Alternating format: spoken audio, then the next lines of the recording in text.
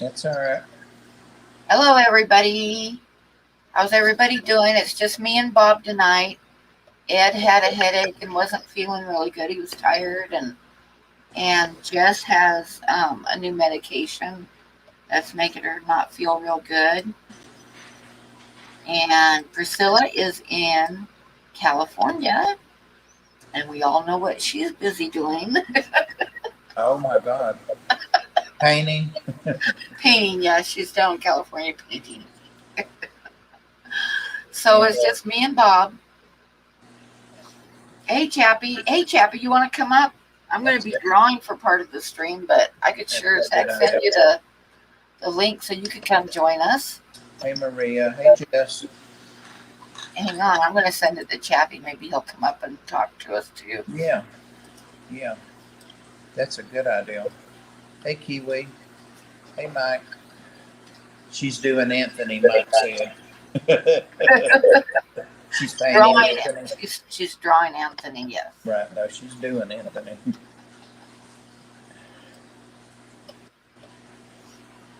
What did Sandy say, Maria? I missed that. Let me scroll up. Geek boy, howdy. So Chappie, if you could come up, I would love it. Sandy took the day off so she could be here tonight, man. What? She did really? You want to come up, Sandy?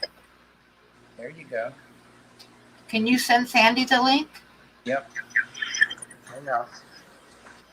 I'll be back. I'll still be here. Don't talk about me. You won't see me. Okay.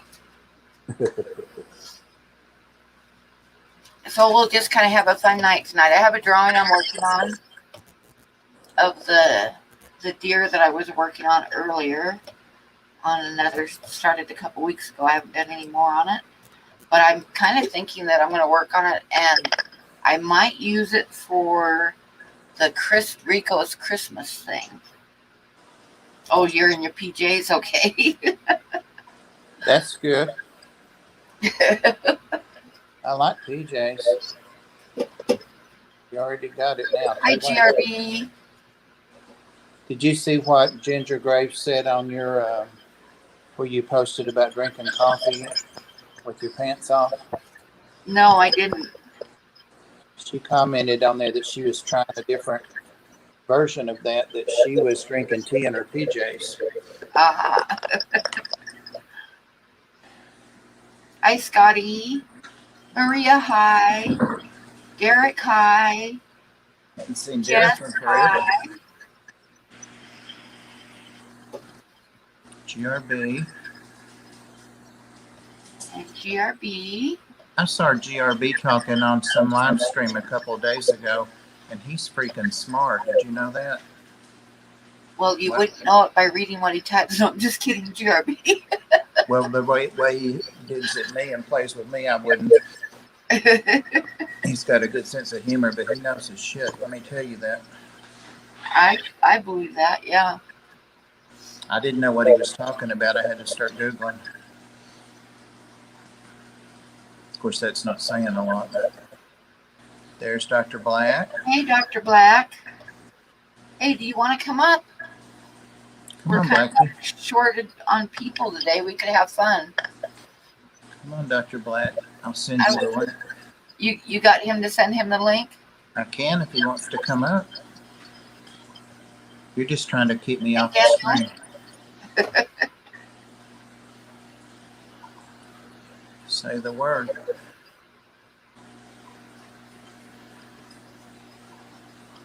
He's not so smart when kissing lizards. Right. You got a point there, Mike.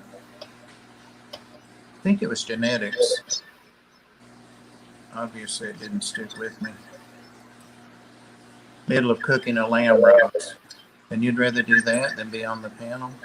Who's that? Dr. Black. Oh, okay.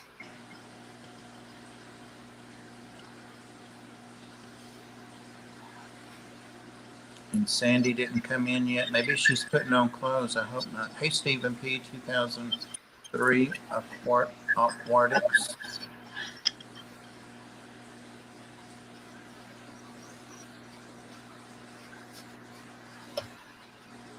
Hey, Bunny. It might just be you and me. Hey, Bunny. I've got to go check out that stream. Stephen had a 3-hour tour. Oh, he did. Oh my gosh, Yeah. I'll have to watch it. I'll Yep. watch that tonight before I go to bed. He got 500 subscribers and had giveaways, and all of them were awesome giveaways. Oh, nice. Yeah, I think I might finish that picture of the mule deer and use that for a giveaway for the Christmas giveaway thing with Rico. Although it'd be kind of overvalued on the $50 thing, because it'd be more like a $120 thing. But I might do a smaller one, or I might do that one. I'll decide. That would be cool.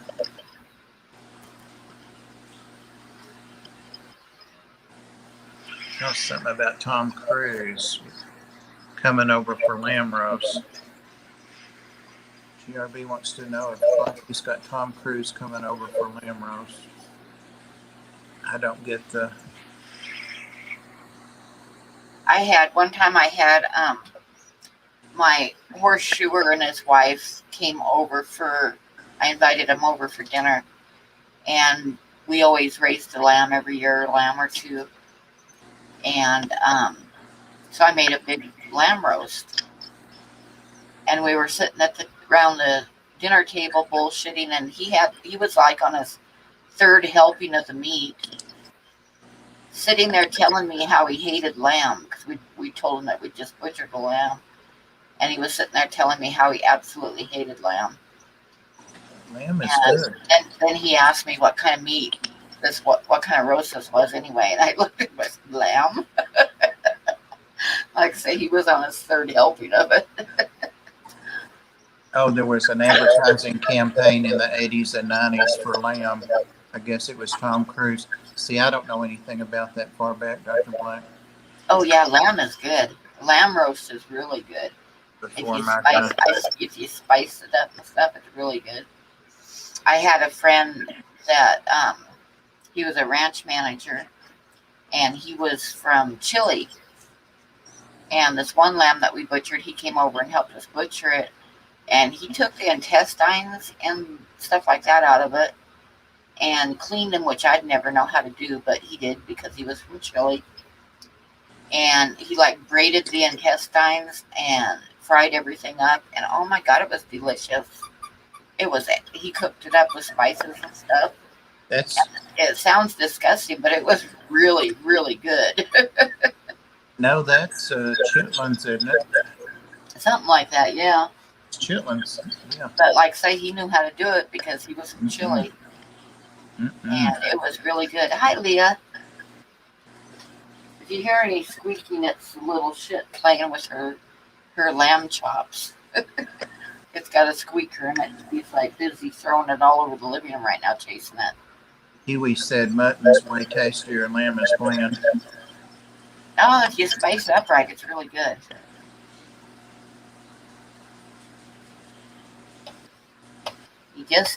Anything is good if you know how to cook it.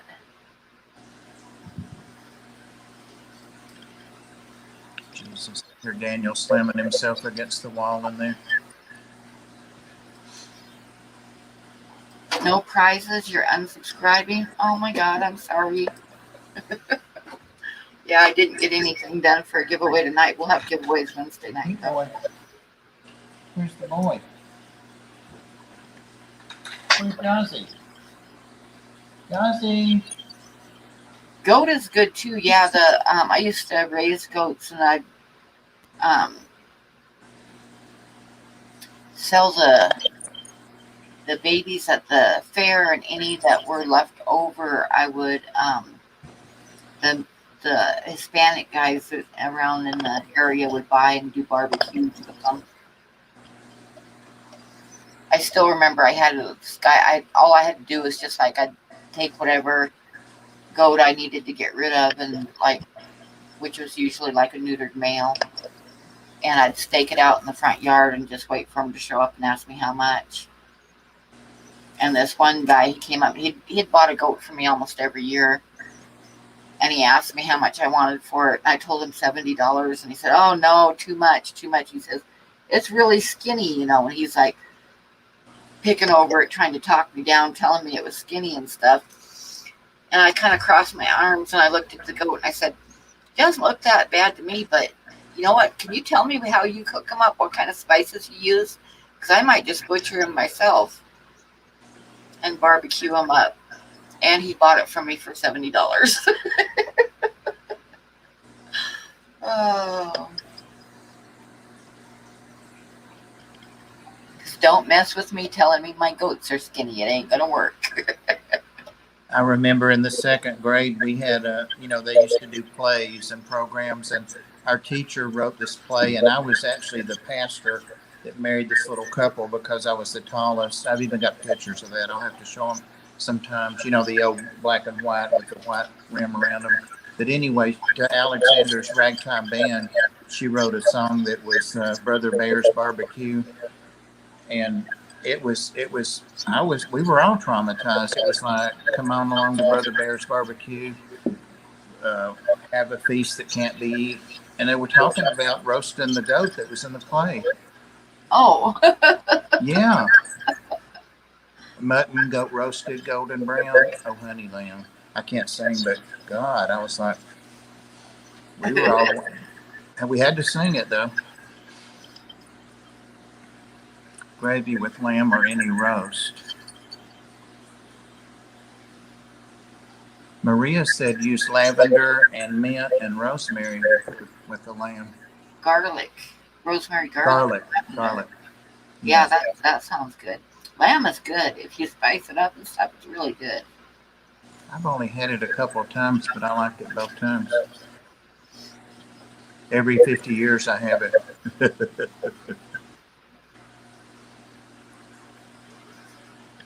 Have you done kitty litter with dirt for fish tanks? All the time. That's what I almost exclusively what I use is half kitty litter and half potting soil.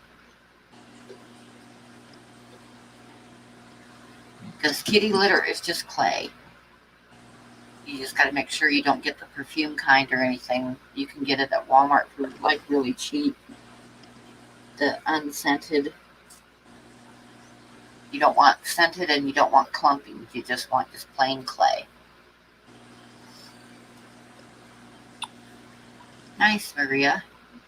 Maria, keep on, and you're going to have random people breaking in for those super whites.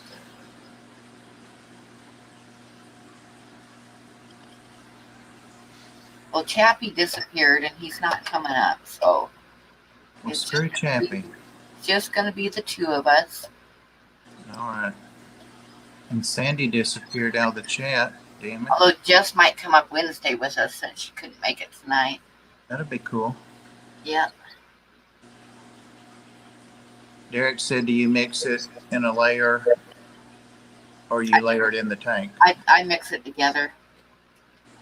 I mix it together, and I also take Joe houseplant spikes, fertilizer spikes that Joe puts out for houseplants. And how I do my tanks is I take the houseplant spikes and I break them into little pieces, and I put them on the very bottom, sitting on the glass. And then I mix half kitty litter and half dirt and put over the top of that.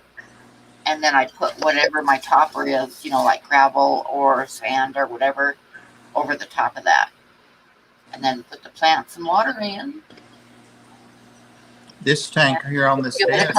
Give it a couple weeks to cycle, and actually it makes it easier to cycle too, because the potting soil will release ammonia, and it makes it, you don't have to worry about adding anything to food or anything like that to cycle it. Just let it cycle. Check it once in a while to see how it's doing. This tank here on the desk, the 33, is cat litter and soil mixed and then capped with sand. Maybe I shouldn't have tapped it, but I did. No videos. Yeah, I know, Geek Boy. I'm like old school. It's just how I do it. It works, and I figure if it works, why am I going to buy a bunch of expensive fancy stuff? Right. Horse meat isn't bad either. I have never eaten horse meat. I know when I lived in Baker, I had some friends that had a little pony for their kids when they were growing up. It was a real cute little paint pony. And their kids were growing up and nobody was riding the pony anymore. And they had some people move in next door that had a whole bunch of kids and were dirt poor, and they gave them the pony and they butchered it and they ate it. Seriously. Well, I mean, I know they're edible. Sandy said she's there filling tanks. Oh, it got busy all of a sudden, huh? Sandy's filling tanks, so she can't come up. She's filling them in her PJs. Yeah, that's what I was just going to say. She's filling tanks in her PJs. I imagine horse meat is like any other meat. It's just I've had too many horses to be able to really want to butcher a horse and eat it. I mean, if I didn't have anything to eat, I could eat it, but it'd be like dogs in the Philippines. They eat dog meat a lot. So. One time when I was living in Florida, a bunch of family came down, this nephew and that group I hang out with a lot now. And I went and got a bunch of hamburger meat and we grilled. And my nephew, the one that's 45 now, he was like 20. He grilled them, and we threw that crap in the pond. It was nasty. I don't know what kind of meat it was, but it was not cow. It was nasty. 25 years ago. Slap on a bra and get up there, Sandy. I remember one time,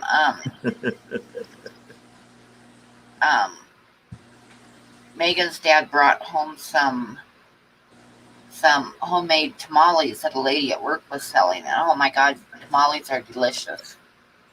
I love tamales. They're a lot of work to make them. But anyway, he bought some off this lady at work. She brought some to work to sell. And he brought them home, and I was like on my third or fourth one. I said, these are really good. What kind of meat is it? And he's like, I'm not really sure. Maybe pork. And I said, no, it's not pork. I'm not sure what it is. And about that time, I felt something hard in my mouth, And I pulled it out, and it was a cat's claw. And I was done. I was done eating those tamales because they were El Gato tamales. Oh. And I'm like, nope.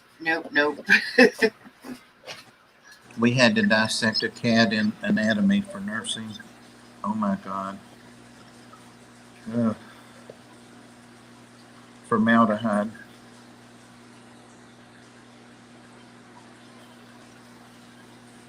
Jess said she can't eat a mythical creature like a horse. Bunny Viper said she eats a horse and it was delicious. Yeah, I mean, it's just not for me. But it's like, I like Rocky Mountain oysters, and a lot of people won't eat that just because of what it is. So, Eating no hog balls. Baby piglet was bad enough. What? Yeah, I remember when we started raising rabbits to eat, I made sure I got like the New Zealands, because the New Zealands are white with pink eyes and they aren't super cute, so it's not as bad to me to eat them. So I made sure that's what kind of rabbits we got, was New Zealands. But my father-in-law, my ex-father-in-law, was giving me a horrible time. He was telling us that wait till it comes time to butcher those babies. Pam's going to be like screaming and crying and isn't going to let you butcher them. And I mean, for a month he was doing this, and I kind of got mad about it. So when my ex-husband was at work, I took those babies outside and killed them and butchered them myself. Damn. Did you run over them with the car? No, but I did it. I did the first batch by myself just to shut him up. And then he was like, spent the next 2 weeks calling me a bloodthirsty killer. So it didn't really do any good. Other end of the spectrum. Yep.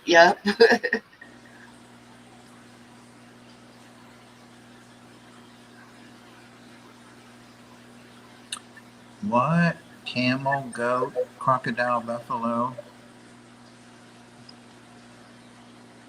donkey. Our beast had been a place that has all that stuff. But did you eat it?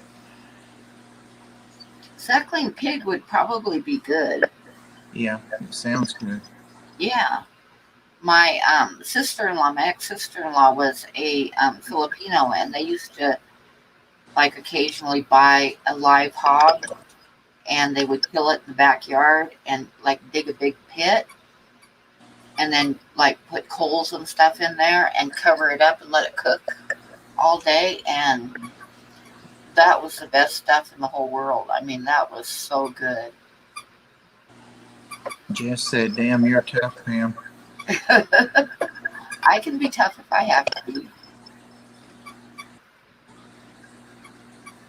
You do what you need to do.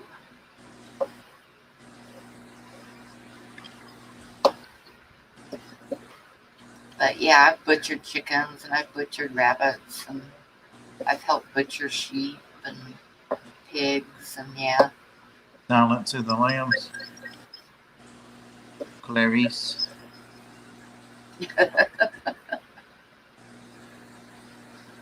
Emu is good too. Oh, I'll bet that suckling pig is really good because it would be so tender. I bet it's really good. Yeah, those pig roasts in the ground. Oh my God, I don't know what kind of spices they used, but it was like mouth-watering good. I don't know about kangaroo. What are they? What family are they? I mean, what are they? I don't know. I've never tried kangaroo. I would guess that it would be similar to like a goat or something, but I don't really know. I never even thought about what they are related to. Edie says, I thought I was Billy Badass, but I couldn't do the kill. I killed the rabbits myself too. I had like a big steel bar filled with lead, and you just like whack right behind the ears, and that's it. Maria said marsupial. That would make sense. Yep. Bring on the kangaroo burgers. We roast those pigs buried in a pit for 24 hours. Yeah, they're really good. It's really good cooked that way. The one thing that I couldn't try after I saw it hanging up is, I'll tell you guys right now, when a bear is butchered out and like hung up and the hide taken off and stuff, it looks like a person. It looks like a person hanging there.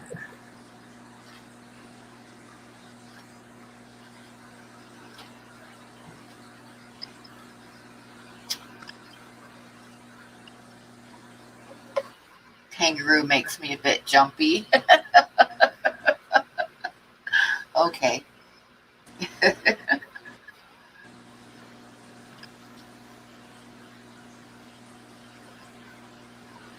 Yeah, I've heard it's good. Moose is really good, and elk is really good.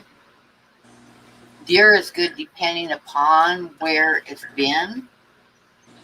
As in, if you get like a deer that's been like feeding in the apple orchard, or like a mule deer that's been out in the wheat fields, it's really good. But you get a big mule deer that's been out in the sagebrush, the meat isn't as good. It depends on what they've been eating. I don't like anything that tastes real gamey. Yeah, like an elk that's been out in the wheat fields, or a mule deer that's been eaten out in the wheat fields, doesn't taste gamey at all. But you get one that's been out in the sagebrush eating sagebrush and weeds and stuff, and it tastes a lot more gamey. Yeah.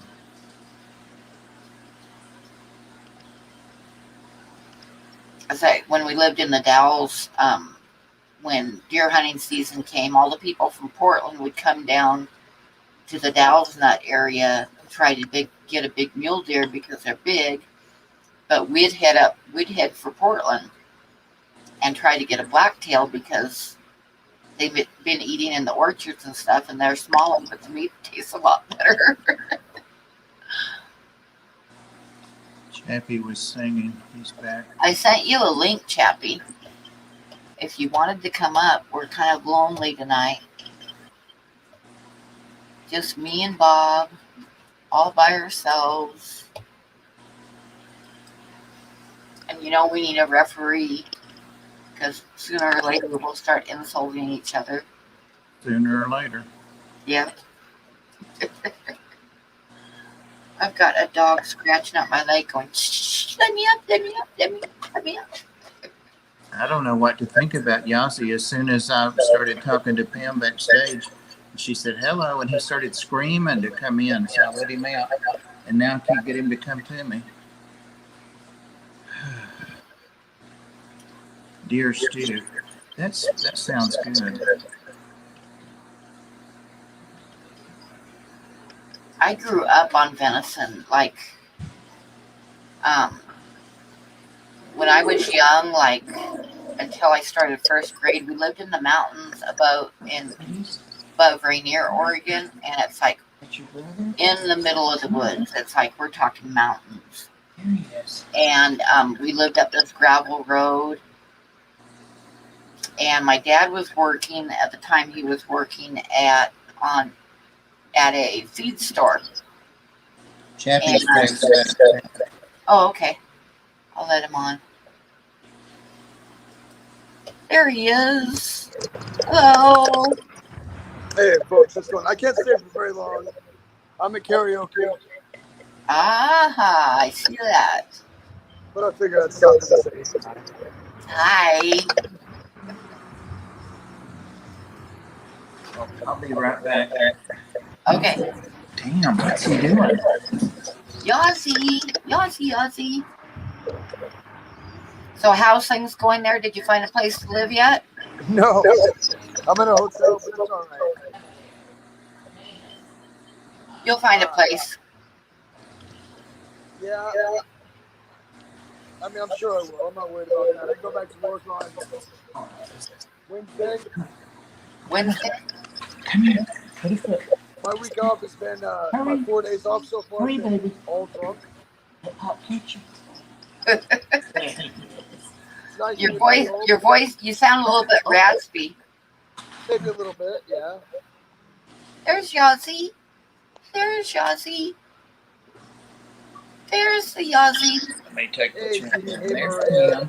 Hey, hey, everybody. Hey, I hope everyone's doing well. Pam's been crying 3 days because you wouldn't come up the other day.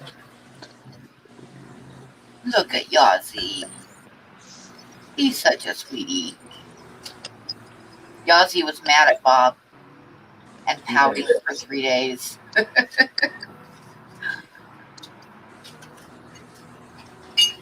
Yeah, every time I would get near him, he would run like I smelled bad or something.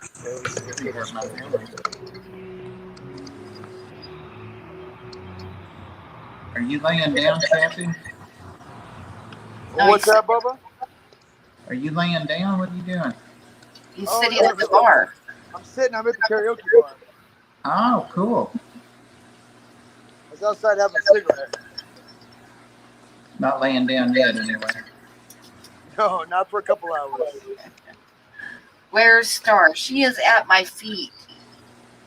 And every once in a while, like, scraping at my knee, wanting to get up. But she's there. And if you heard squeaking earlier, it was her tearing apart her lamb chop toy, killing it. Hey, GRP, what's going on, bud? It's kind of hard to be on my phone looking at the message at the same time. Maria said hi, Yossi. Maria says, tell Chappie to leave the phone on when he sings. That's going to be a little while. We're not going anywhere. And it might be very loud, so we'll see.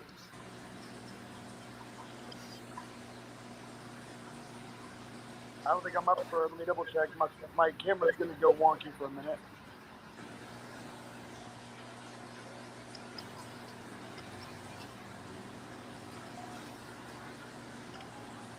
Oh, Dee Dee, if you will email me or let me know where to send that plant, I'll send it.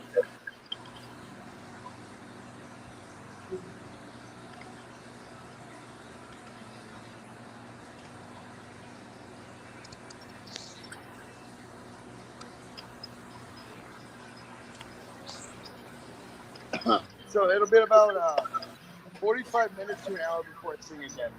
Ah, So Dr. I'm Black like, says you're not karaoke level drunk yet. what's that? Blackie says you're not karaoke level drunk yet. No. I'm only like five beers in. Blackie, how the hell have you been, bud? Long time no see. My favorite Vegemite eating crazy man.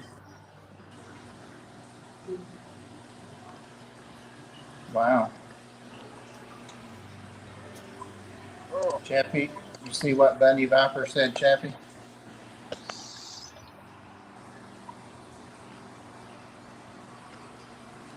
Your ears are big. I can't Bunny see. Viper, hi Chappie. I've never seen you before tonight. You see my late husband's brother. You look much alike. Always my shock. Definitely not. Well, that's very endearing, and well, maybe I don't know. I usually have my piercings in, so I probably don't look much like him. Hey, Shishi.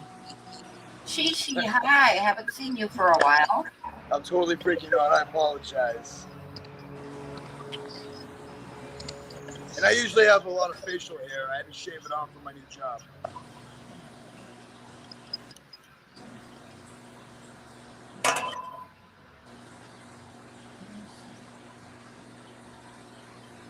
Oh, but anyways, Miss Pam, I may join you again when I'm up to sing.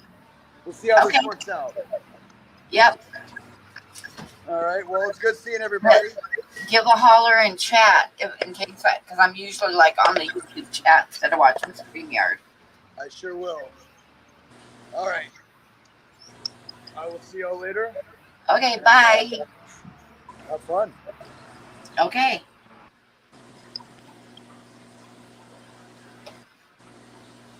Had a beard too. There's the Yazzie. Where did Star go? Did she knock my little... Did you knock that little gate down? You did, didn't you? I had forgotten another expression. I don't know if it's popular anywhere else, but the old one here is hug your neck. Last night, Ro told me she couldn't wait to see me today to hug my neck. Kind of like bless your heart. No. But then we ended up not being able to connect after all. Look, there's Yazzie. Can you see Yazzie? Let's see. Look at Star. Gonna piss him off, and he just now started. Look, there's the star. Yazzie, look up here. There's the star. Right there. Uh-oh. There's the star. Big sigh. Look who Pam's got with her. Oh, he needs a chest rub for that. Oh, Yazzie, I still love you. Bless him. Bless his heart.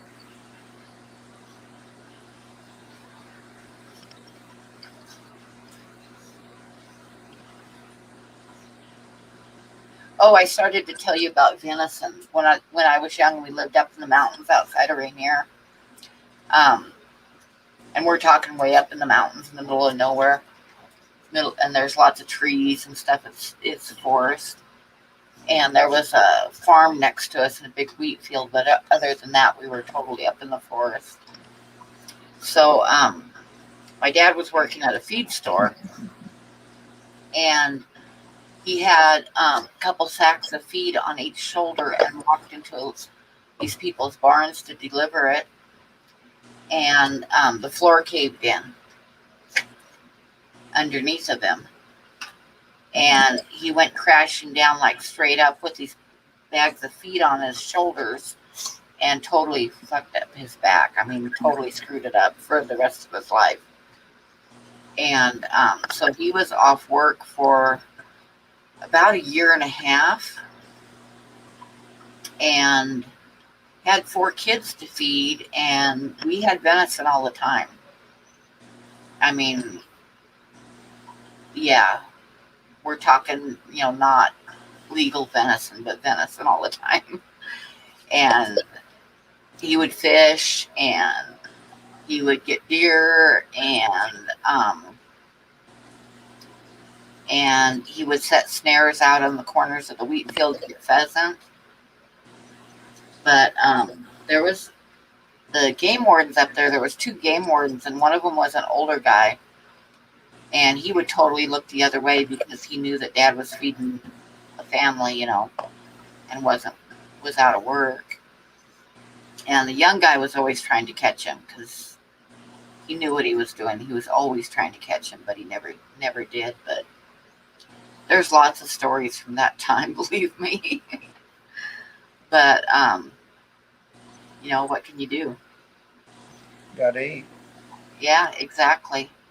But something happened. Something happened up there because when we left there, we moved to town, and my dad had all these fishing poles, and he had rifles and all that stuff. And my dad never, ever went hunting again. He never went hunting. He never went fishing. He never went in the woods at all after we moved away from that place in Rainier. And I mean, he had all these fishing poles and the guns and everything else, but he would not go out in the woods. And after that is when he started arrowhead hunting in Eastern Oregon, which is like semi-arid sagebrush type country. But he wouldn't even go camping in the woods again.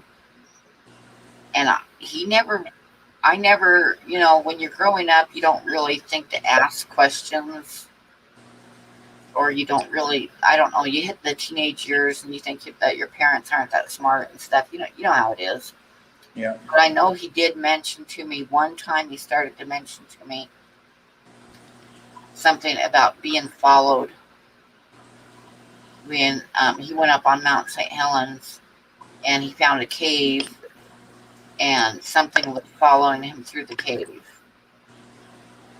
And it was when we were talking about Bigfoot, if Bigfoot was real or not.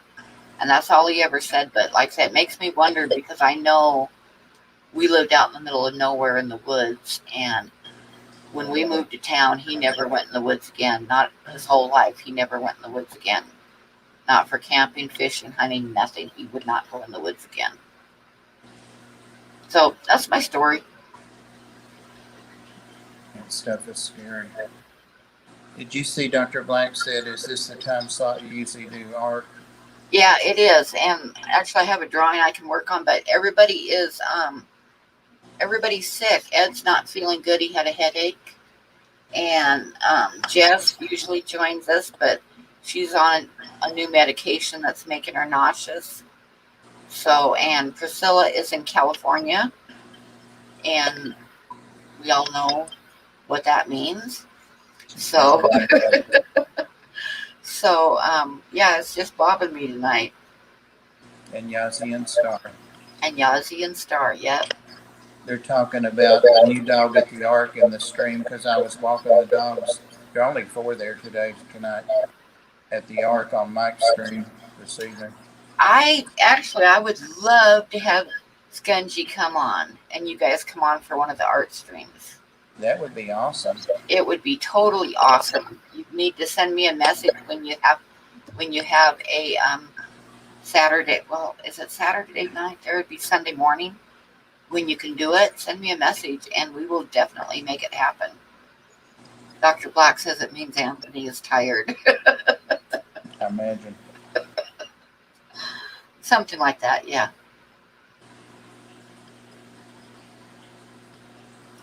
So, yep, that would be totally awesome. That would be awesome. We can totally make that happen.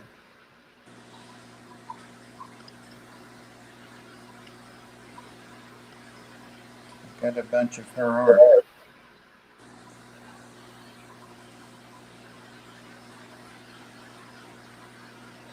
But yeah, this is normally the slot when I do art. So, like I said, I think it's Sunday morning for you guys. So let me know. Ooh, Yazzie, you farted. Uh-oh. Not roses. Let's see. And Skipper just messaged me. Let me see what he says. He's probably working, so he can't come up. Quit looking, quit looking, quit looking. You little shit.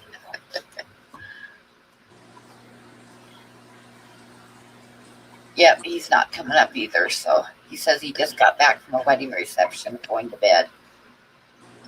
Oh, that was, well, no, not even midnight.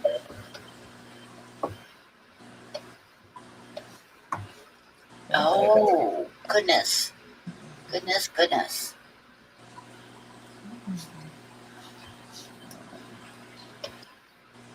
So I could start drawing. Or we could just tell stories and stuff. Scungy is Sarah, Dr. Black's significant Might other. try for next week. That would be great. We could let me know so I can like set it up with a thumbnail and stuff, and we'll go for it. Should I show a couple pieces of her art? You're saying lots of Scungy. Yeah, that would be cool. You got some handy there? Well, not in my pocket, but it's right over there in the next room where I Okay. keep my important stuff.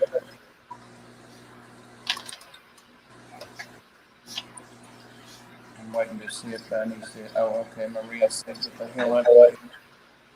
Okay. Lovely.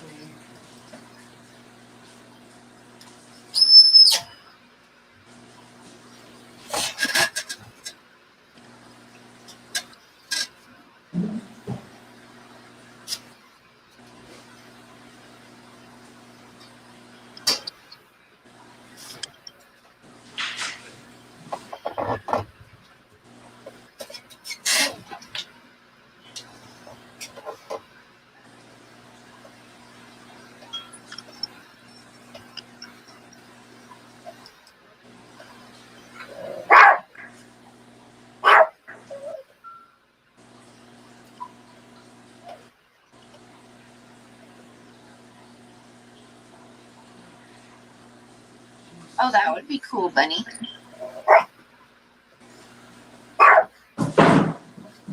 Gosh, it's just Mario.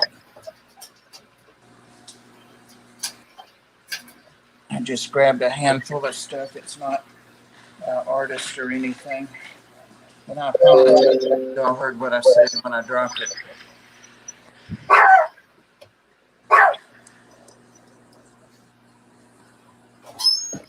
Oh, this is Priscilla. I'll show it since I've got it. Did I get Scungy? More Priscilla. Here we go. That's Priscilla's. Yep. That's just showing. There we go.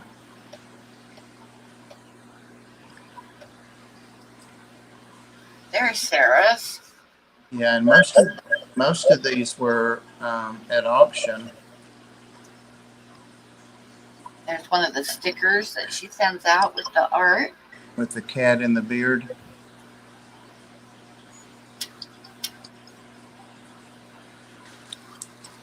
This is probably my favorite one of Scungy's. Oh, that's pretty cool. See the little mushrooms? Yeah. Now, I think she did this for somebody else. And these are originals too, I think. Yeah, they are. She did this for somebody else in a deeper red, I think. That wanted it. Is this Scungy's? Yes, it is. Yeah, there's Yep. a That's why she did the different colors, yeah, four there's different ones with the seasons. Yeah, there's four of And they four of print. those. Yeah, those are cool.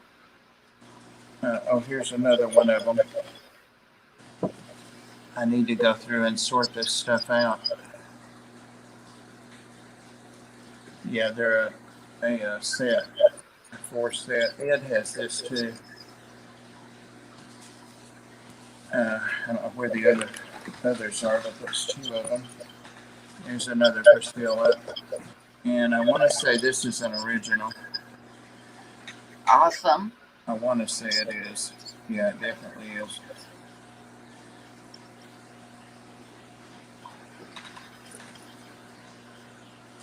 Ah, there's a Pam. Yeah, don't show that. That's that artist that isn't as good. Oh, I don't know that. That's Nelson when Nelson was little. Nelson was little then. I say not as good. Look at that. Look at the feathers. You see, I've got all my stuff organized. Bye, son.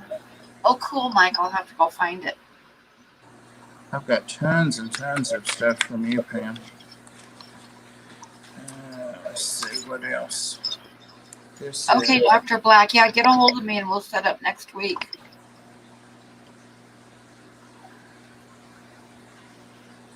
Corey, that's awesome. Priscilla. And I think this is a bunch of stungy stuff here. It is. It's like a big auction or several pieces. Oh, yeah. Uh-oh. All right. Oh, yeah, that one's cool.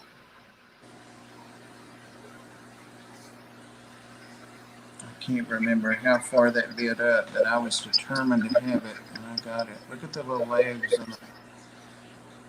I think so, Dee Dee. I will. There's a couple things I'm gonna finish taking the rest in Monday, but I think yours is out. If not, it's going out Monday.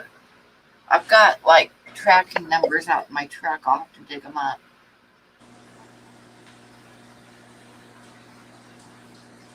Remember, she used to do all of her stuff in black and white or charcoal. And I didn't like it as much when she first started doing color, but then I really got hooked on it. Or maybe ink. This is what her stuff was. I love that one too. Her stuff was all done in whatever this is. It's probably pen. I don't know. Yeah. That's all I brought over here. It's your card. If anybody wants to pause it later and check it out wherever. Sponge Princess. Hey, Andrew, how are you? That's it. One of her stickers.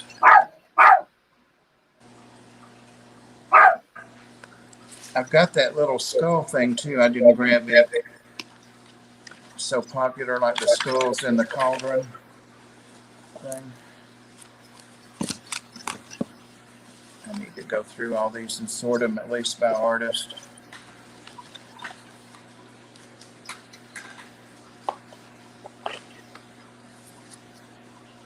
Bob, the art collector. I like this sticker because that was actually a drawing, but because it's got the cat in the beard. Yeah, that's cool. Yeah, I've got yours is the most I've got, and then probably Scungies, and then Priscilla's would be close seconds. I've got Priscilla's, the original she did for. Nice, Andrew. Is that your like semi-truck, a new semi-truck? Yeah, that would be with the Kenworth. Yep. Oh, Andrew Gnomes and Trucking Express got a new truck. Oh, Sorry. wow. Nice. How many tens of thousands did that cost, or hundreds of thousands? I hope Mike likes the pigs. He says he got them today.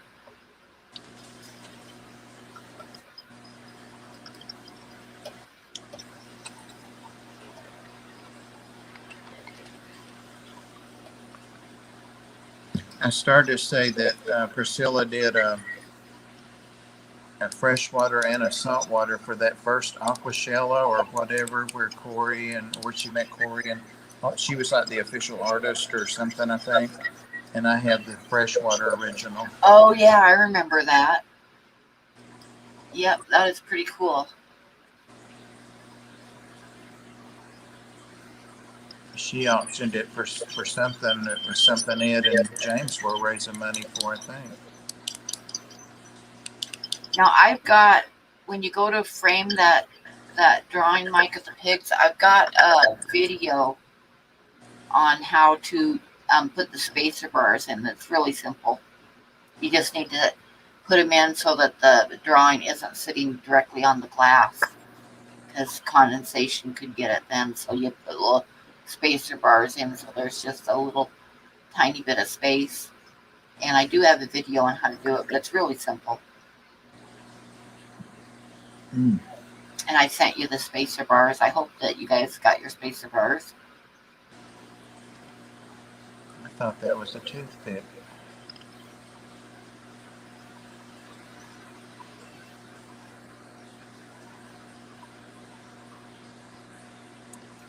Oh, it's a company truck, not yours.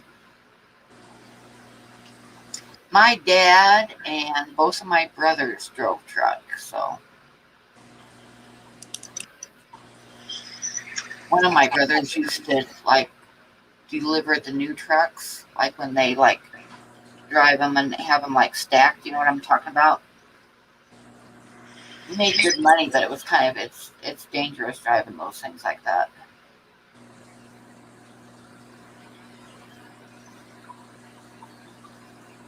The new Peterbilt trucks, if I remember right. Oh, that's cool, Maria. Very nice. Oh, that's cool, Bunny.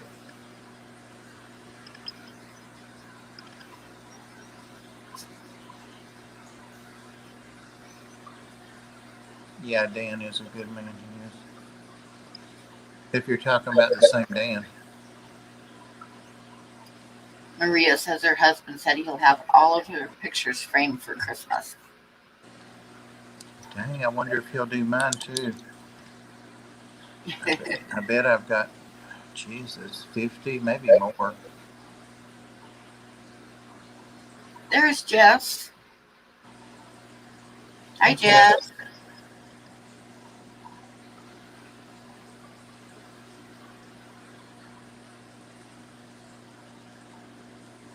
We figured out how to get around that though, Maria. My dad had a bad back, but truck driving was one thing that didn't bother his back because of the bench seat or something that really didn't bother him. See, that's why I had to get rid of my car and get a truck with a high seat, a bigger truck. My dad had pickups too because he could drive them. At a car he couldn't handle with his back. Yep.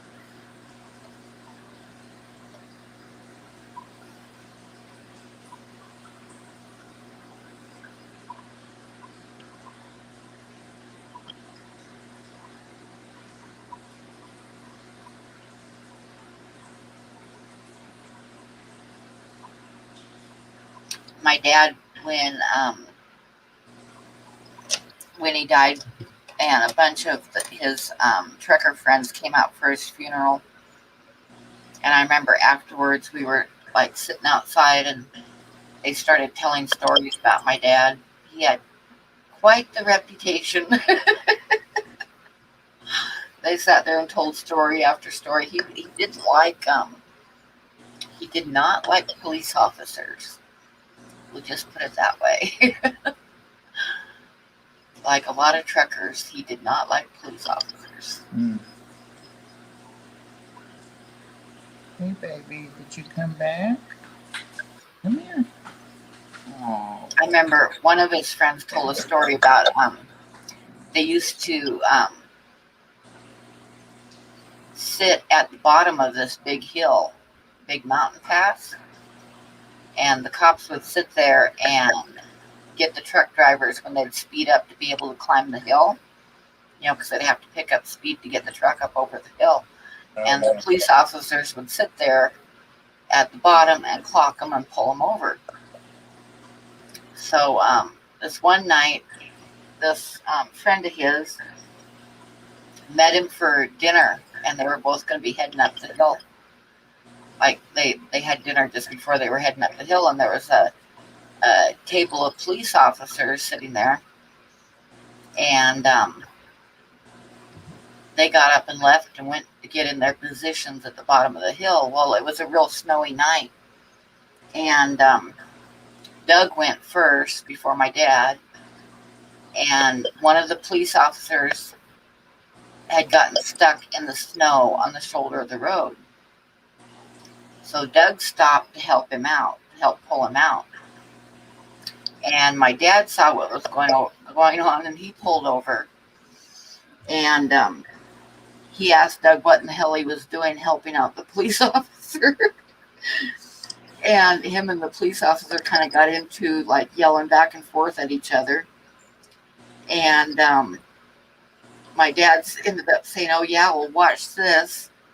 And he went back up the road and turned around and came back, went flying past them at about 100 miles an hour, flipping off the police officer as he went by and laying on his horn. And Doug said the police officer was so mad he was jumping up and down, but he was still stuck in the snow. That was my dad. He had lots of stories like that about my dad. I don't know where I get that kind of attitude from myself, but some of it seems to have been inherited.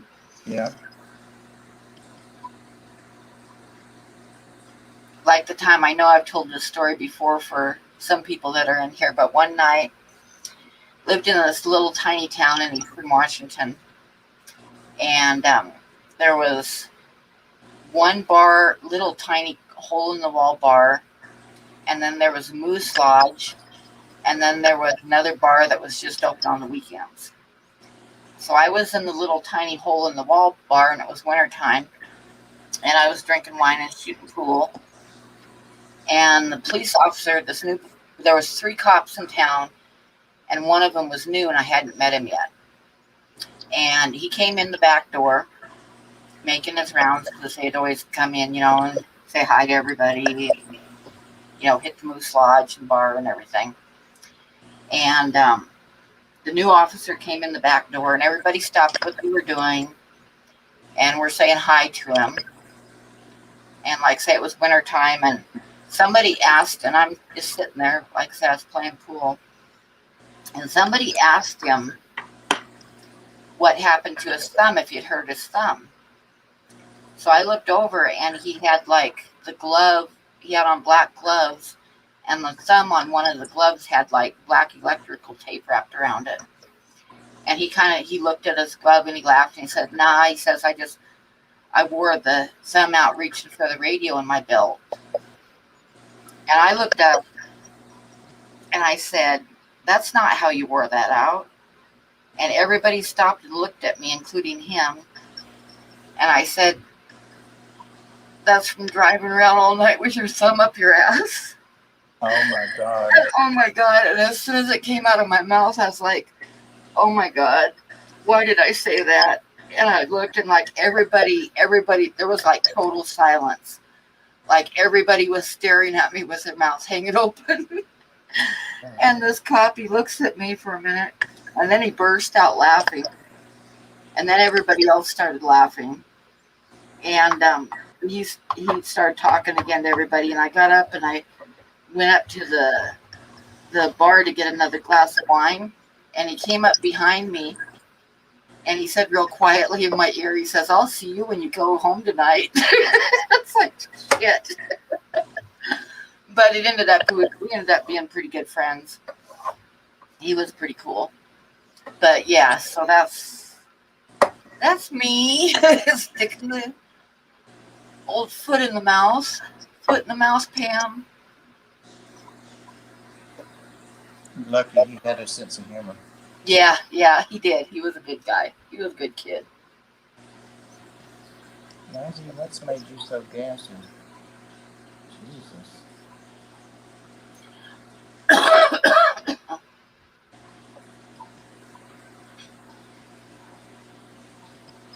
I got axolotl eggs. Did I tell you that? Oh, you got more eggs? Yes. Are you going to pull them out or? I did those last ones, and they were moving around and ready to come out, and some of them did, but all the ones that did hatch died. It took like 4 days. I had the brine shrimp, everything. Huh. I said if I had any more, I was just going to see if people wanted the eggs. But I don't even know how long they've been in there. I noticed them a couple days ago.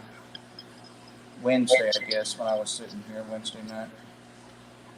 Sandy is posting the link for the dog sanctuary if anybody can help. The dog sanctuary that got hit by a hurricane and they need some help to rebuild and buy food for the dogs and stuff. So I'm going to pin that GoFundMe up at the top of the chat again.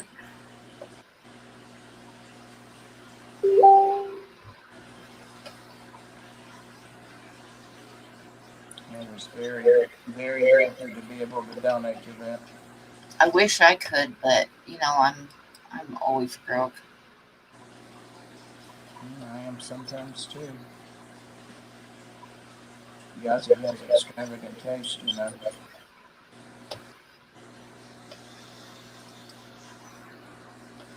Sandy, what was the total so far? Hey, John Oliver. I'm going to look right now. John Oliver just got 1,000 subscribers. Oh, nice. He's still celebrating and getting 1,000. Oh, it's not pulling it up. It's just going to GoFundMe. Oh, I like I could read that. She says 733. That's awesome. That link that you posted just goes to GoFundMe, though. It's not going to that particular GoFundMe. Uh-oh. So we might need to repost that. Yep. So I'm going to take that one down off my pinned messages. Oops, I didn't mean to totally delete your message. But we need another one up there. 718.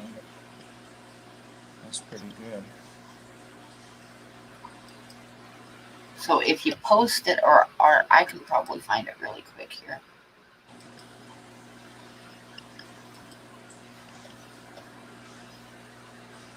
I hit a button when I was in Mike's live stream today at the Ark. I blamed it on the dogs. You blamed it on the dogs? Well, they were going around me and I was trying not to trip. So I blamed it on them.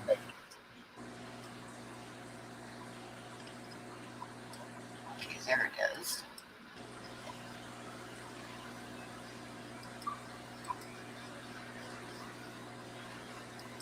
Yep, $718.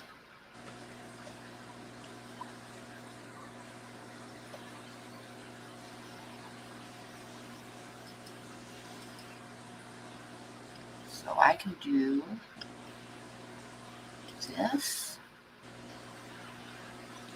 Mike Okay, Mike posted did it. it. Okay, let me see. Mike's Yep, that's got the it. right one. Mike's got it. So I'll pin his message up there.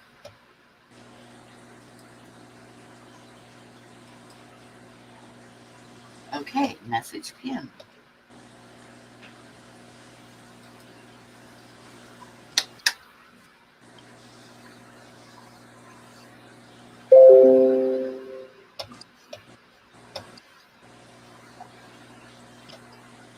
Look at Yazzie. Yazzie, are you mad at me? Yazzie. He's actually sleeping.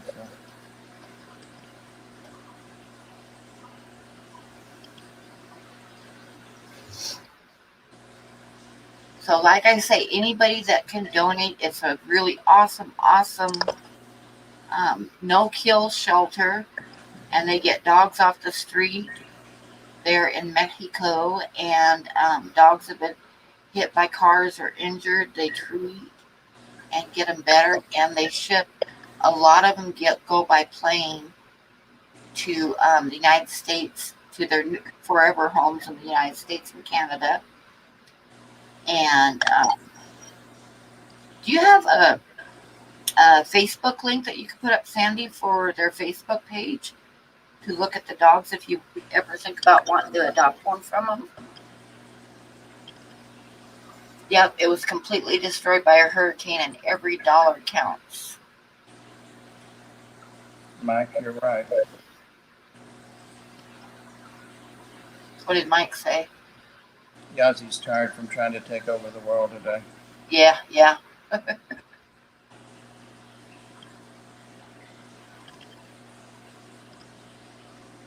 Yeah, if you can post that, Sandy, that would be good. We should have that up with the other one too, but I can't pin more than one, but that would be a good one to throw up in the chat once in a while. Because it would be a wonderful place for people to find a puppy to adopt. And like I say, they put them on planes to the U.S. and Canada for adoption. Which is the airline that donates the free flights for them? I was trying to remember. Maybe Sandy will put that in there, because if I ever have a choice, I'll definitely choose them if it's not more expensive, you know.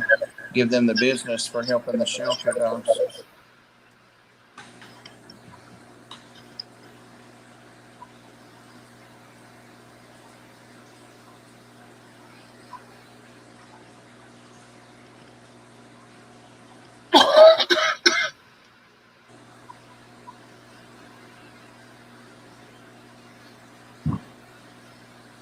You hear that banging? I know, Yazzie. Yeah, is that Daniel? Yep, slamming his head into the wall. He needs a helmet, but I don't know if they make them for beagles.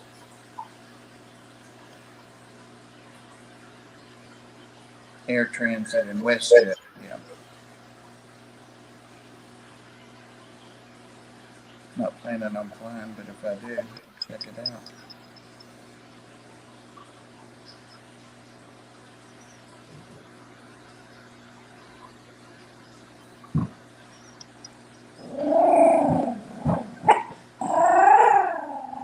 Who's that?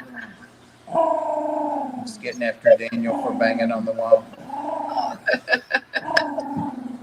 What he's doing is I have all these boards, sheets of plywood and stuff, so he can't wedge himself, and he fights them. He can't help it. I'll be right back.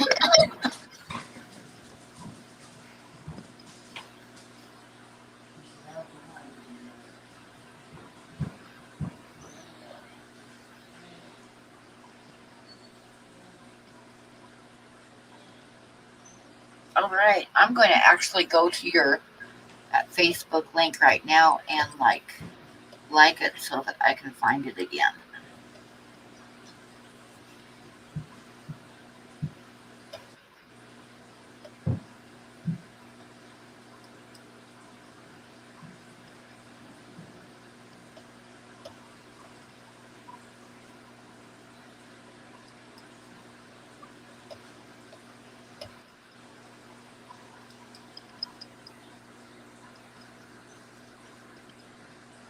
I like this bigger monitor. It's a lot bigger than my old one, but it throws like this blue light. That's awful. And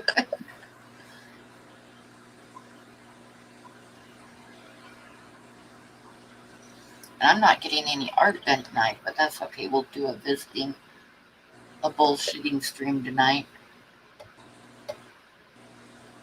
A storytelling stream. I've already told you guys a few stories.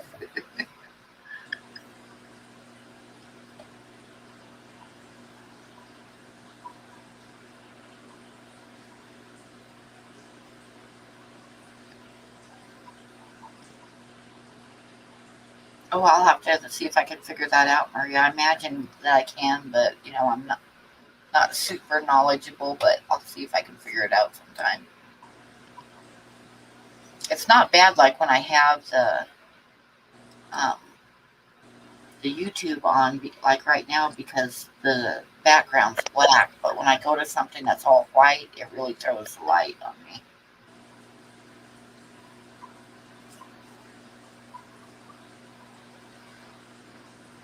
I'm Michael Long, hello.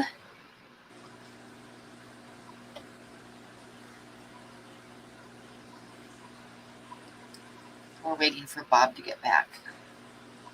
Tell a creepy story you've been reluctant to tell. Well, I have lots of haunted house stories.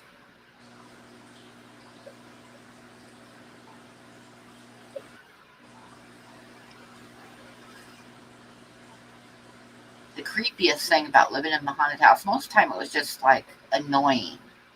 Things getting moved and hidden and cupboard doors slamming and stuff like that. Seeing shadow people and hearing voices sometimes, and the cat in my bedroom. But every once in a while there was something in the hallway that just felt wrong. It's like when you walk down the hallway some nights, it was like the air was so thick it felt like you were swimming, and just like really heavy.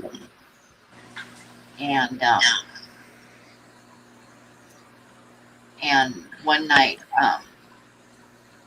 my son, my youngest daughter was gone for the night, and Mario was a kitten, and my son was visiting with his girlfriend, and Mario was like underneath her kitchen chair, like clawing at her skirt. So my son picked up Mario and was going to lock him in Megan's bedroom. And he went down the hallway with Mario in his arms, and he reached for the door handle on Megan's, because her bedroom door was shut, and he reached for the door handle, and the door handle turned by itself in the opposite direction. And he just kind of froze, and he's like, Mom. And another time he was spending the night and sleeping on the couch, and he got up to go to the bathroom, and he was walking down the hallway, and something grabbed his shoulder from behind, like a hand. Like he felt a hand grab him on the shoulder. So there was something in the hallway that wasn't cool. But it wasn't there all the time. It's just once in a while you could definitely tell when it was there. Tucker seemed pretty cool. When we had the highway patrol looking for you 2 weeks ago, he was real nice.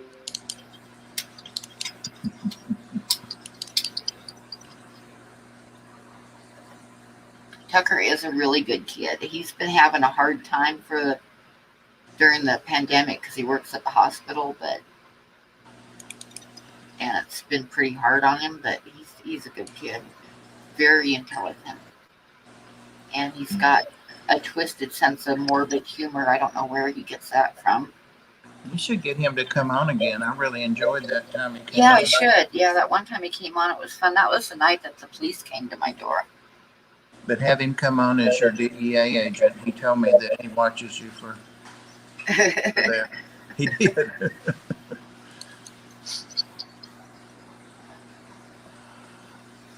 But I don't know if I ever have him back on. You guys got to promise not to say anything about me hurting my arm or anything like that.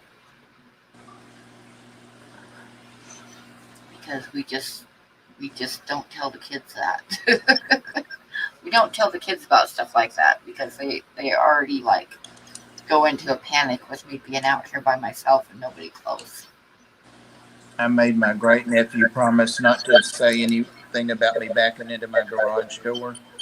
Hey, it happens. Anyway, then I told his dad, my nephew, and he's like, now you're telling on yourself. And I'm like, he won't tell anybody either.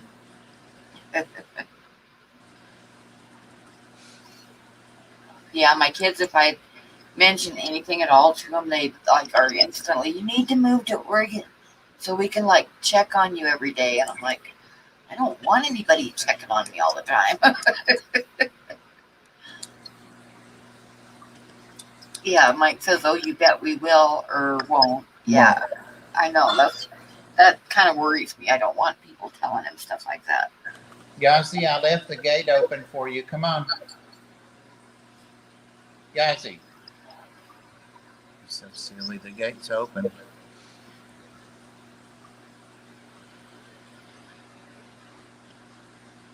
But he was fun to have up that one time we had him up. I could do it again. Yeah.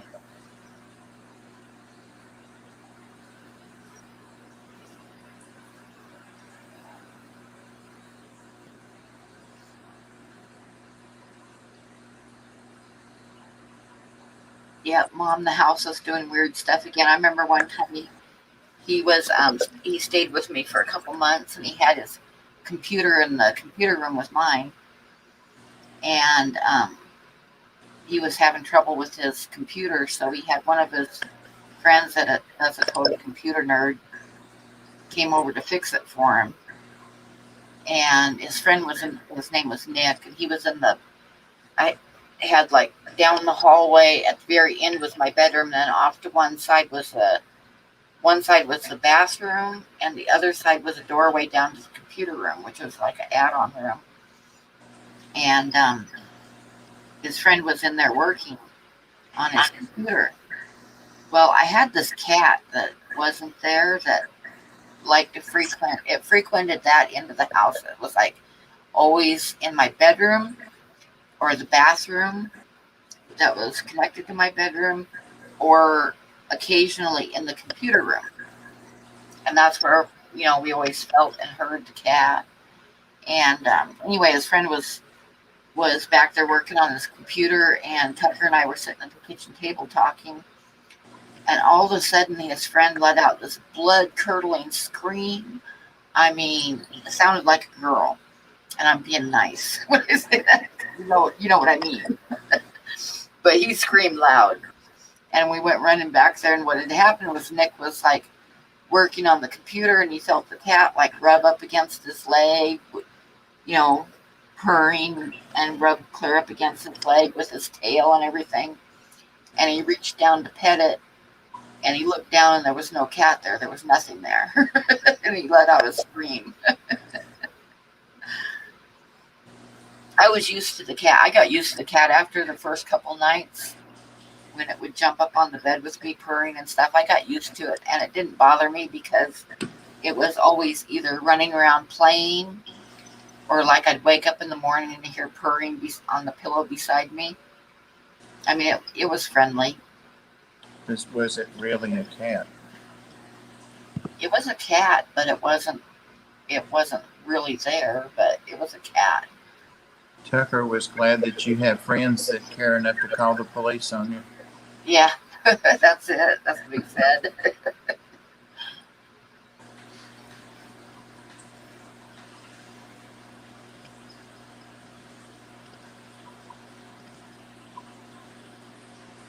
No, Jess, do not ask Tucker about Pam's arms.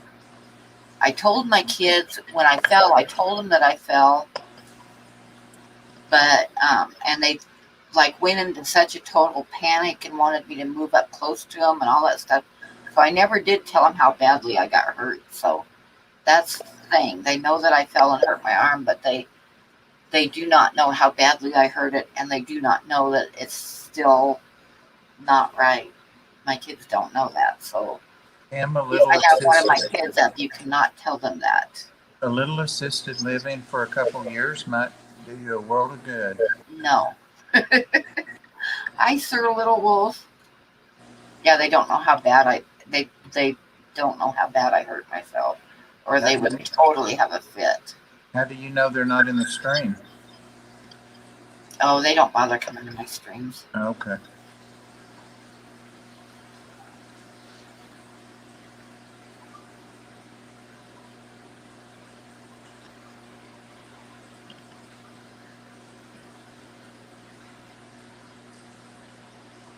Maria can organize a statewide manhunt in an hour. Yep, I believe that.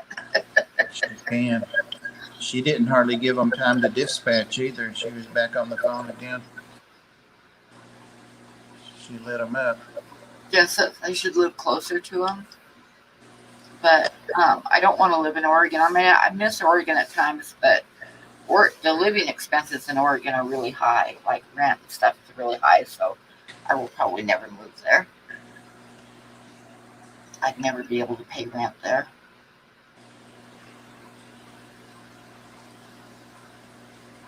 Plus, I've kind of gotten used to the Wyoming style of life where there's not very many people here. I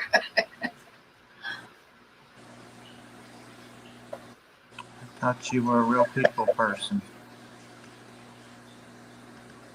No, I'm not. Jess says there are very few things I love more than tattletaling on Pam. Right.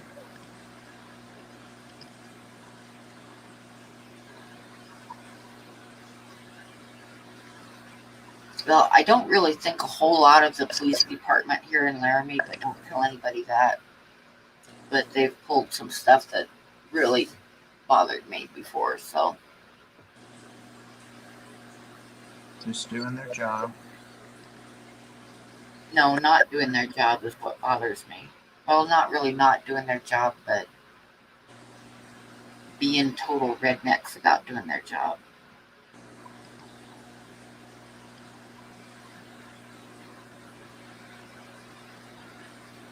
Like, for instance, there was a Black Lives Matter march in town, and it was all the college kids.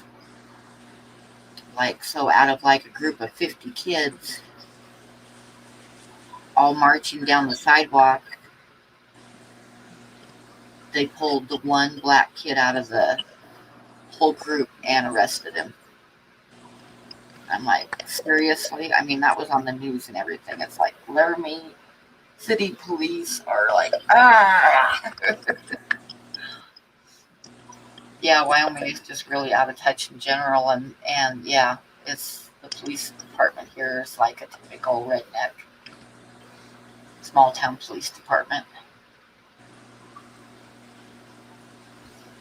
Hi, Chewy.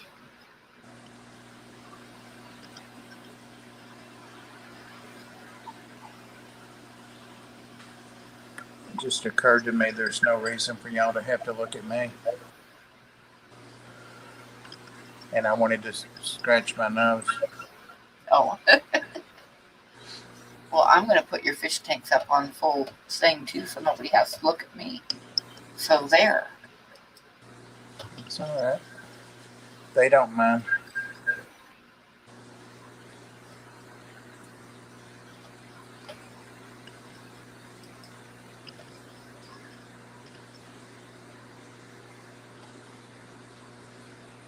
Yeah, Oregon is, and that way Oregon is a lot better than Wyoming, I have to admit.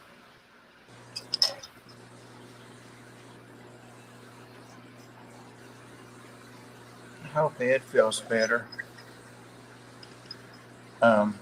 Robert said that when he was with Ed today, doing the models and stuff, Ed was helping him out, with some supplies and what to buy. That they hung out there some with Peck Tech, with Sean Peck. So Bobby was starry-eyed over that. I'll bet. Yep. Sean is a real down to earth, real nice guy. Really nice. In Limbo, double pneumonia. Oh no. Hey, Danny.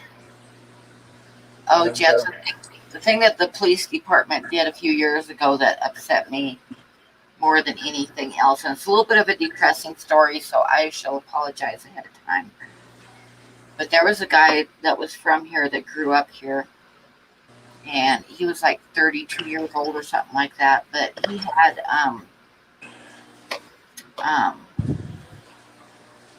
I think schizophrenia or something, and everybody in town knew him, and he was good. He was a good kid, but he would talk to himself a lot, and like he would come in the store when I was working at the convenience store, and he would come in and be talking to someone next to him that wasn't there, and opening up doors for him and stuff. But What's wrong with that? I think he couldn't always afford his medication, because I noticed like at the end of the month it would be worse than at the beginning of the month.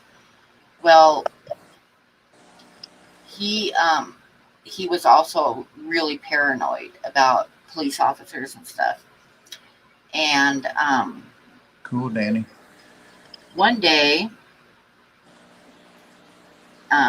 one of the officers in town went to pull him over, and he just drove slowly into the parking lot of his apartment building that he lived in, and didn't stop. And he was like, he wasn't running, but he was hurrying for his apartment, and didn't stop when the officer yelled at him to stop. He was getting pulled over for going too slow.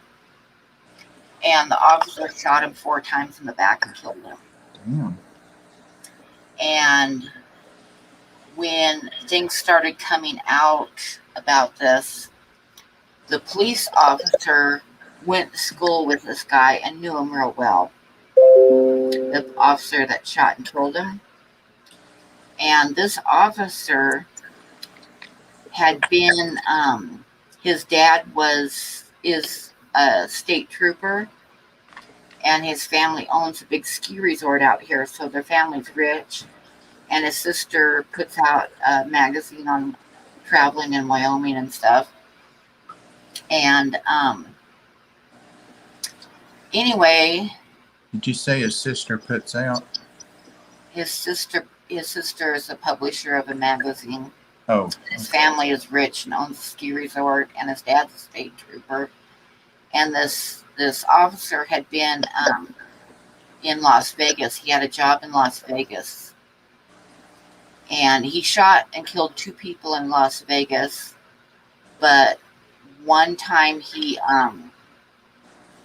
pulled over some people, and there was someone standing in their yard with a camera, and they were filming him. And he got mad and went over and beat this person up. And it was all over the national news and stuff, so Las Vegas had to let him go. So he got hired here. And he's on, like, there's a watch group for the most dangerous police officers. And at the time when he shot Robbie and killed him, he was, like, #1 on their list. And they hired him in Laramie. And not only did they hire him in Laramie, but nothing was ever done about him shooting Robbie. He just got desk duty for a couple weeks, and now he's back out on the streets again. Because, like I say, his dad's a state trooper, and his parents are rich. So Yeah. that's kind of wraps up how I feel about the Laramie Police Department. And sorry for telling you guys that story, but it's a true story. Yeah, it's a good old boy syndrome.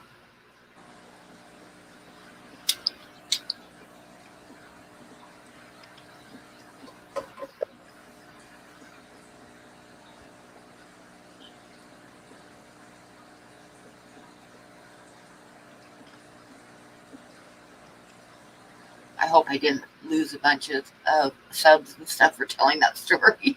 Well, I wouldn't think so. Hey, Terry.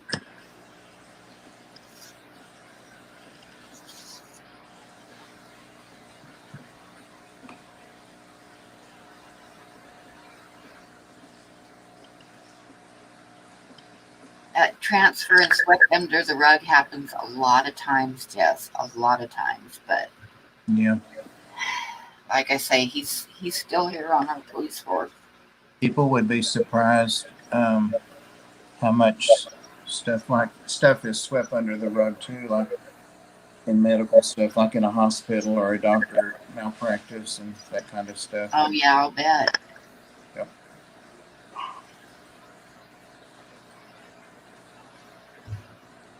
Yep.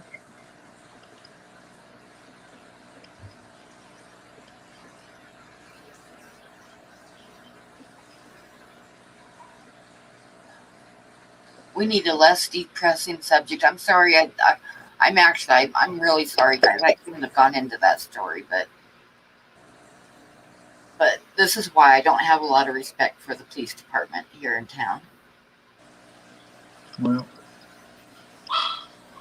yeah, I see that freaking gate's open. He's hearing you talk to him, and he's in there barking. All you got to do is walk down your little steps off the bed and come through the gate. Listen at him. Come on. Hurry.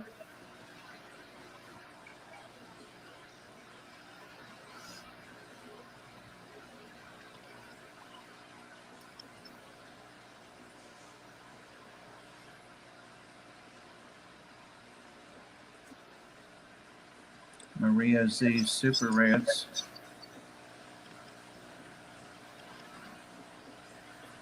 Carrie says he has 2 bodies, 3 kidneys, and a liver under the rug right now. Well, I'm not going to tell you what I have under the trailer. And that's just his hallway runner, I bet.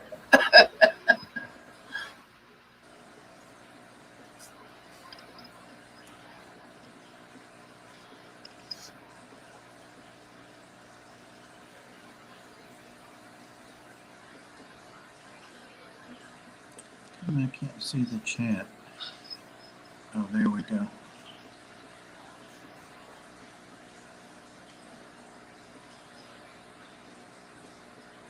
Yeah, I'm like way behind on watching videos too. And a lot of times I'm in streams, but I don't say anything because I'm working. And if I start talking, then I end up like doing that.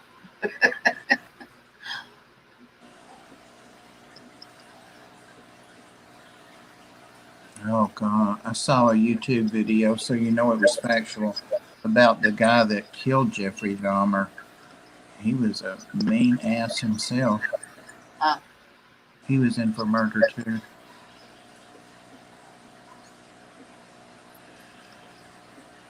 Uh-oh, Maria's screenshotting.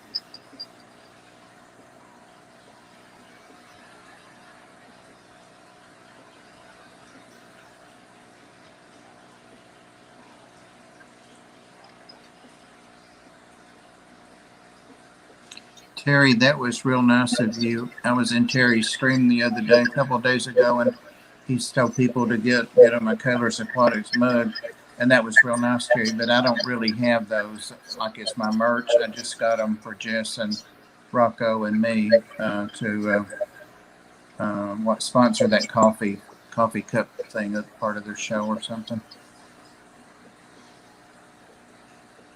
I don't really have them. I haven't had anybody asking for them either, so.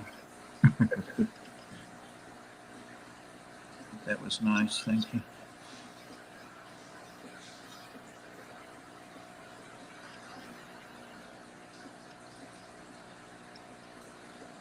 Exactly, Jess. Exactly. And there's a lot of them that would come in the store that I was friends with when I worked at the convenience store, and I really like them and stuff. But there's some out there that are not nice.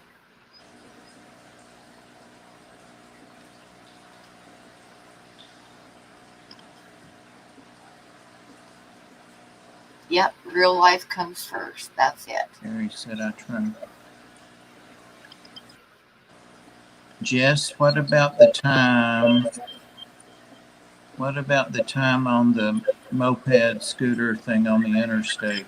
Yes, I was just thinking about that too. You too? Not to bring up skeletons, but why the hell not?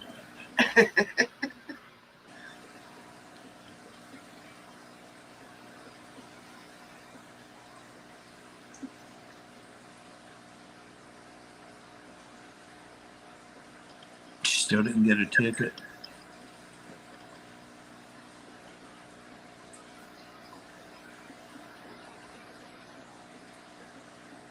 I was trying to get one, Mike, but I don't know if it went through or not. My phone died. I hope it's mine. It came up as on Teespring, like an ad for Teespring, several, and yours was the only one I knew on Facebook, I think. Yeah, Jess. I hope it's mine. You can't tell who got it, did you? It's a 2X. I got my third shirt finally in the mail, and guess what? It was the wrong freaking size, too. Oh, I was showing y'all those the other night, or the third one came. It's my favorite. It's the wrong size. Yeah, that's the important thing.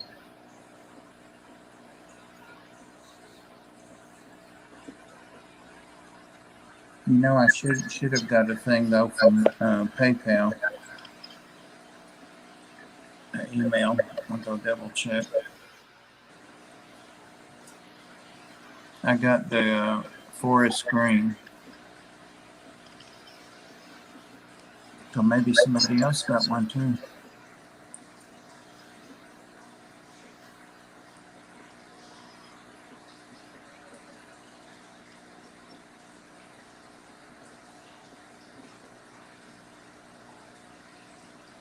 Does anybody else hate to take forks out after you put the... I have seen forks in so many people's videos. Sorry. Okay, Daniel, thanks for coming in. Sorry I got depressed in there for a little while. I always have to go around and hunt my forks when I want to put out not cucumber, the other stuff. And they eat it. It's gone.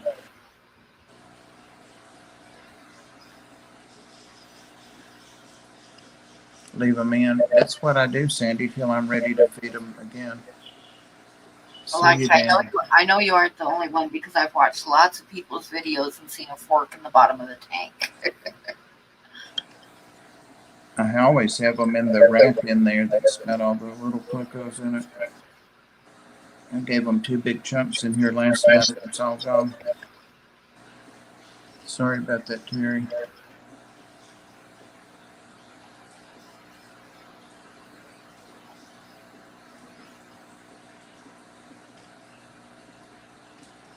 All right, moving on.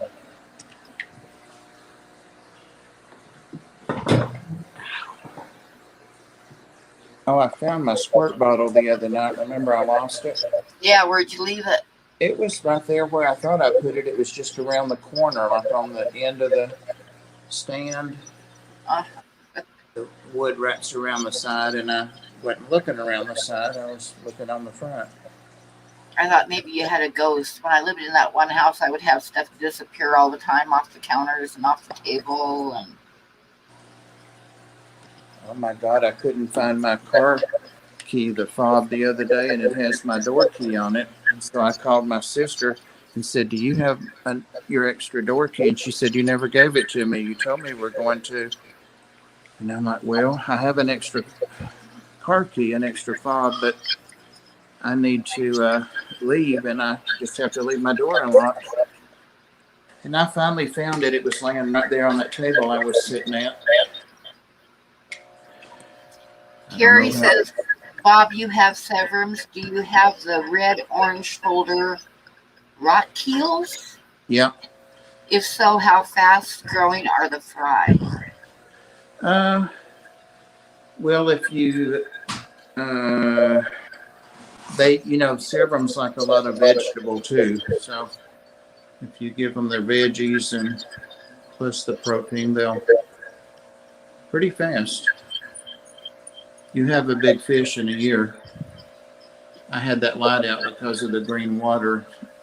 It's starting to clear up a little. Oh, somebody's got a boo-boo on their back. Let's see. Damn it.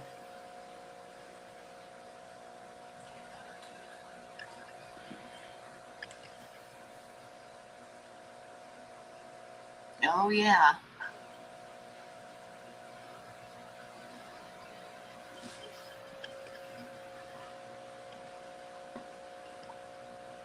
I've got some, it'll clear that right up. I'll have to take the plants out because it kills plants. And these tanks aren't connected, fortunately, on the bottom. They are on the top.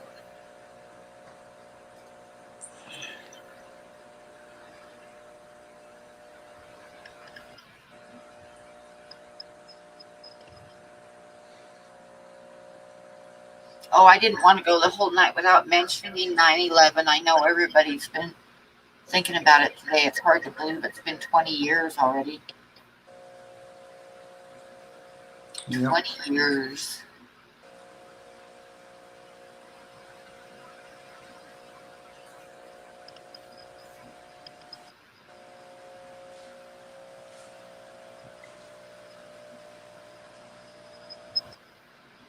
It's one of those things where I think everybody that was alive then remembers exactly where they were and what they were doing.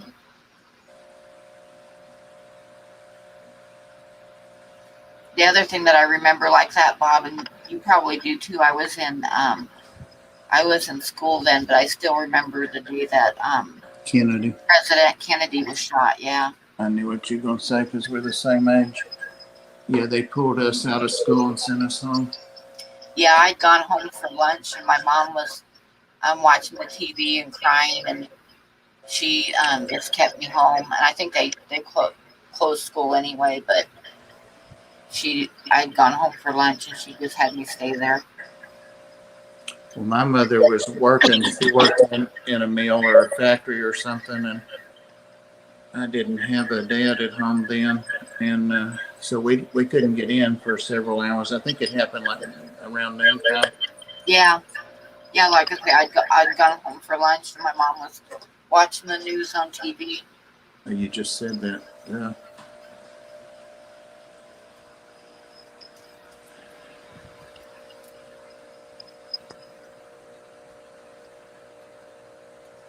All right, where are you at, little boy? Little buddy.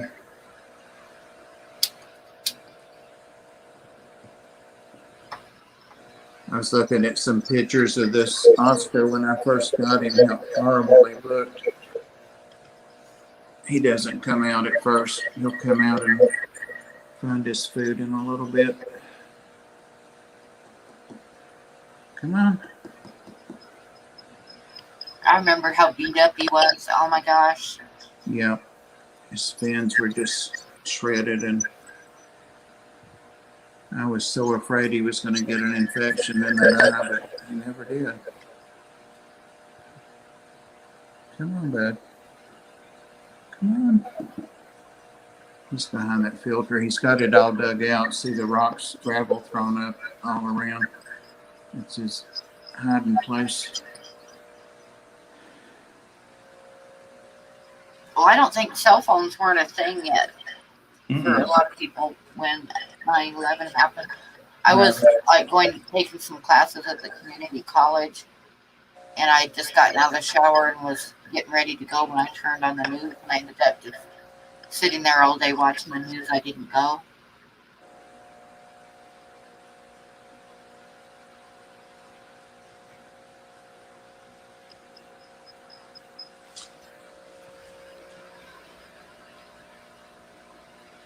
I had a flip phone, I think, then. Yeah, I did.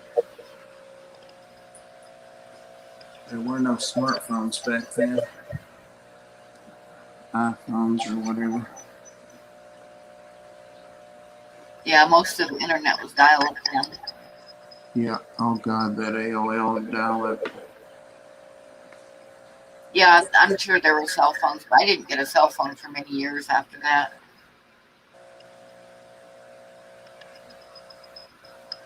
You know, people that are young now have no idea what that modem dial-up noise sounds like. They wouldn't know what it is. Yeah, and when you had to unplug the phone and plug in the computer, then nobody could call you while you were on the computer. Yep. People would get mad at me because they'd be trying to call me all day and I'd be on the computer. Mine would bump me off, and then they had it so you could fix it so it wouldn't do that. But Jesus. And oh my God, to send something. I remember on the Cape I had dial-up, and the college on the Cape wanted to use one of my paintings for their spring cover for the little magazine that they sent out with all their courses to sign up for. And they wanted to use one of my paintings on the cover, so I was trying to send them the file, the painting. It took like 4 hours to send that thing. I mean, with nothing else on, just the dial-up plugged in and the file sending, it took 4 hours. Yep.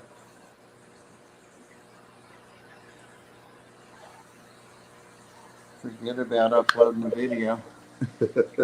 Yeah. I just noticed there's lots of algae on the back of this, but a whole lot less than there was. Those self-in mollies are really knocking it out of the park. Look at that. You can see all their little bite marks in it too, where they've gone along back there. They work on it all the time.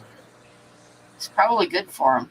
Oh yeah, It's not bothering them, that's for sure.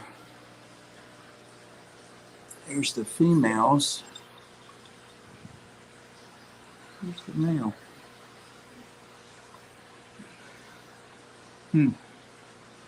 And when you had dial up, the other thing was you wanted to unplug it when you were leaving the house. You needed to take your computer off of the phone line. I had a friend that left hers plugged in when she went to work, and there was a lightning storm, and it like came through the line and totally fried her computer.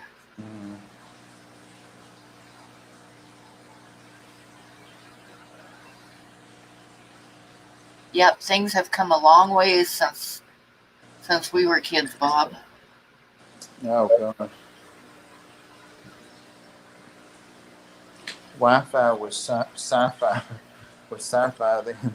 Yeah, and computers were like, they'd have a whole room full of like a whole wall of computers with beeping lights and stuff to do anything. There was no home computers. And I remember my family, my mom and dad got the first color TV in our neighborhood when color TVs came out. And when we got it, some of the commercials would be in color, but most of the shows were black and white. And most of the TV commercials were black and white. And the very first movie that came out that was in color, and we got TV guides. A lot of people probably don't even remember TV guides. I do.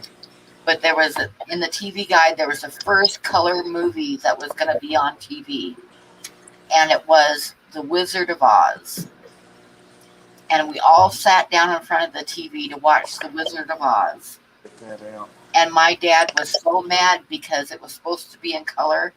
And remember, the first part of the movie is in black and white when she's in Kansas. Yep. And it doesn't turn to color until she gets to Oz. Yep. And my dad was like cussing and stuff because he just got this color TV and this movie was supposed to be in color. But it was black and white. You know? I still remember him cussing. The first time I ever saw a color TV, I think I might have been like 8 or 9, and we went to a friend of my mother's, and Hawaii 5-0 came on. And imagine, you know, all that lush greenery and the waves and all that, and we were like, no way. Never even heard of that, seen that. We didn't get one for, God, till I was 15 maybe. Sounds like covered wagon days, doesn't it? Yeah. Yeah, the younger people in here are probably thinking, God, you guys are old. Did we have wheels then? Just barely. You could carve them out. You could have them.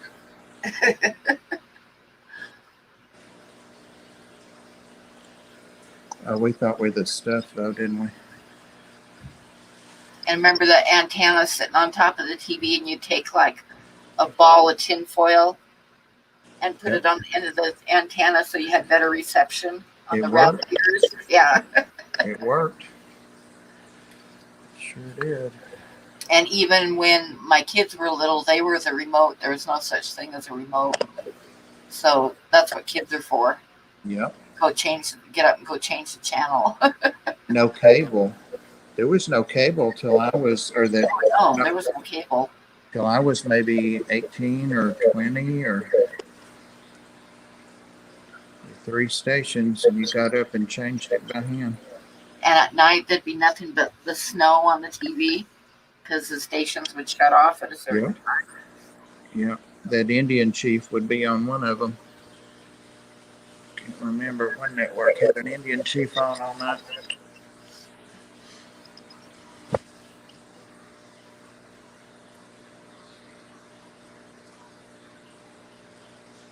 Are you in Laramie, Andrew? I've eaten at the petrol station before. It's not bad. Is that the guy that lives in Laramie? I can't see the chat right now. No, it's the my truck driver friend Andrew. Oh, okay. He comes through once in a while.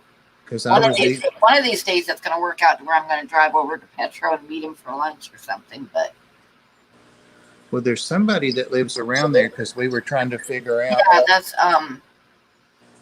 what is his name? Well, we were doing the manhunt that day for you. God, I can't remember what his name is right now. Get your But records. there is one guy that you see once in a while in here that lives in Laramie. I've never met him. I know, but we could get him to go over. Maria says that her mom did a modeling gig in New York paper for the first frozen fried chicken. Huh. I remember when frozen dinners came out, my dad was driving truck and he brought home a case of frozen TV dinners. So we had them for a long time. But that was when they first came out. It was a novelty.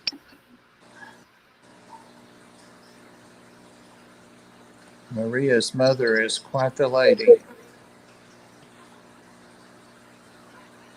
She sent me a little hello video. I think I said that before. Oh, Andrew's in Houston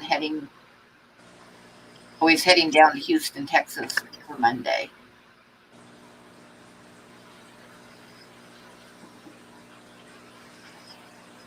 Yeah, used to be able to use wire coat hangers to get your door locks open when you accidentally lock your keys in the car. Yeah.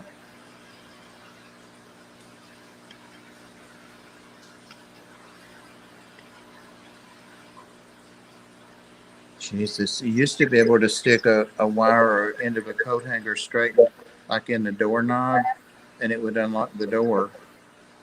And my sister that's no longer with us, she was crazy as hell. When she was little, she had ADD and all this and the drugs back then, but she would get after me and the sister that was younger than her, and in the morning be crazy. My mother would be gone to work, and we were trying to get ready for school, and she would start fighting and get after us with a knife and stuff, and we'd run in and lock the door, and she'd do that to get into us, and then try to brace it at the bottom, our foot, and she would do the knife under the door. Damn. I just remembered that when you said the coat hanger. Oh, Andrew, I need to talk to you one of these days because we need to get you up on a show because I heard rumors that you have seen UFOs and stuff when you've been out driving truck, and that would be a interesting thing to get you up on the show one night. Oh, that would be cool.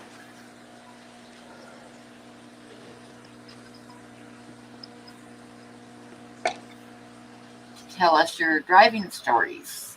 Oh, yeah.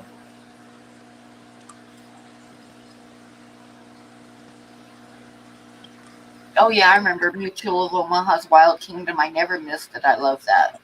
What was that guy's name? The gray Oh, hair. my gosh, I don't remember. It was a young guy and then an older guy. Marlon Perkins. That's who it was. Yep.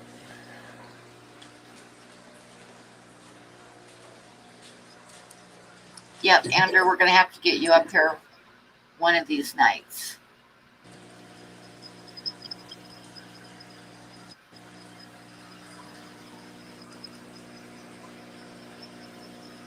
And Jess is reminding me that it is time to end the show. And I've been having fun visiting, and I would have totally forgotten. Is it? Yep, it is that time. So I should tell everybody good night. And thank you, everybody, for coming in and listening to us ramble.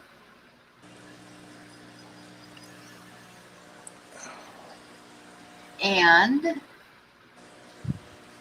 wait, Andrew says he's seen the black dog and he's seen druids jump up out of the road in front of me. A humanoid cryptid walking along I-80 in Nevada. I totally believe that. I saw coming when I used to work in Cheyenne. I was coming home in the middle of the night. I saw a cryptid also. I don't know about those cryptids. Well, a lot of people, the thing with them is that they have like made it so that anybody who says that they saw one, people think they're crazy because the news laughs at the stories and all that, and it's just like so a lot of people never even say when they've seen one, but yeah, it's like people think you're not credible if you say that you've seen one, so it's just the way it is. All right.